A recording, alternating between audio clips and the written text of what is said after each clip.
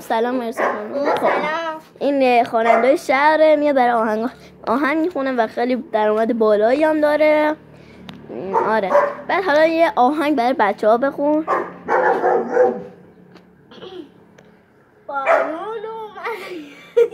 بارون اومد و یادم داد تو زورت بیشتره، ممکنه هر دفعه اونجوری که میخواستی پیش نره، خاطره هم داره خوابو میگیره. خب حالا بریم میشه آقا ماهی فروش. خب بریم ساعتی نری خداحافظی کن از بچه. خداحافظ بچه هم جان که سالم و سلامت باشین. خداحافظ.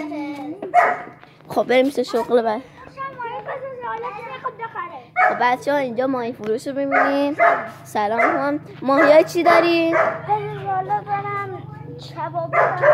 کبابی. بعد کبابی مگه ماها. بعد ماهیاتونه دونه چند؟ قزلالا چند؟ 1 تومن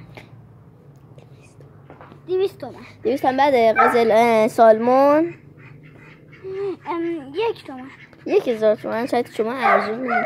آره دیگه اینجا هر کی خواست ماهی بهترین ماهیان و هر کی میخواست به کنسرت بیاد اینجا هم داره یه جا کنسرت میزنه مهرسا، اونجا کنسرت برگزار کنه. هر کدوم میخواد اینجا کنه. فکر کنم چند روز دیگه برگزار میکنه. خداحافظی کن. خداحافظ.